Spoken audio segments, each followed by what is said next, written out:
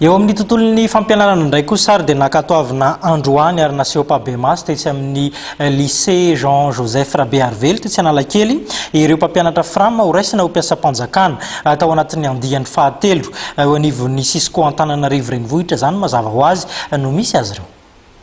Amin'ny taom-pianarana manaraka eo no hiditra sy ho tafiditra ho mpiasam-panjakana ireo mpampianatra Fram voaray tamin'ity andiany fahatelo ity ka contractuel mandritra ny taona izy ireo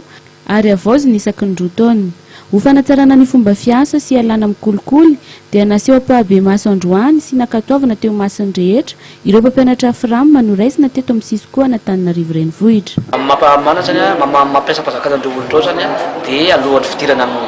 amin'ny oktobra zany dia efa tafiditra mpiasa-panjakana daholo ireo zany hoe noho ny expérience izay azo zany dia lasa aloha tafiditra miloloha zany ny mpiasa-panjakana amin'ny taona ity ary ny tena mafisina zany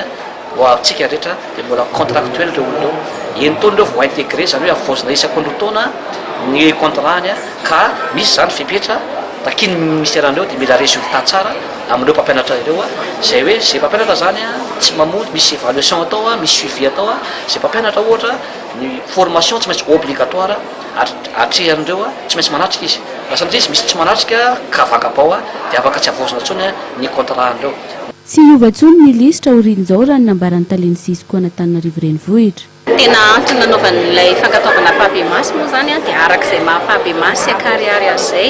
tonga dia ilay olona voakasika rehetra miaraka amin'ny talenta école rehetra sy araka ny hitanareo hoe misy tompon'andraikitra ara-panjakana avy any amin'ny ministera avy any amin'ny distrika avy any amin'ny commune dia miara-mijery ny lisitra eo daholo zany tsy misy tsony aksisisika na ny laingalaingany amin'ny resaka fahelana teo amin'ny fotoanana ampianarana sy ny fitapitaka maro samihafa izay neritreretina hoe mety ho nisy fa dia efa ampahibemaso akariary eto zany hitany avany eo izay manao an'izay dia hoe rehefa mivoaka zany ity lisitry Nankatoavina rehetra dia efa tsy miova intsony. Efa mahatratra 3 alina hatreto ireo mpampianatra Fram mandraisina ary aparitaka amin'ireo CISCO rehetra. Izy kosa ny fanaraha-maso amin'ny fitondrantenan'ireo mpampianatra ireo, ny fanarahana fiofanana izay tsy maintsy atao ary mety afara amin'ny fanomezana demande d'explication sy fandroahana ho an'ireo izay tsy manara-dalàna.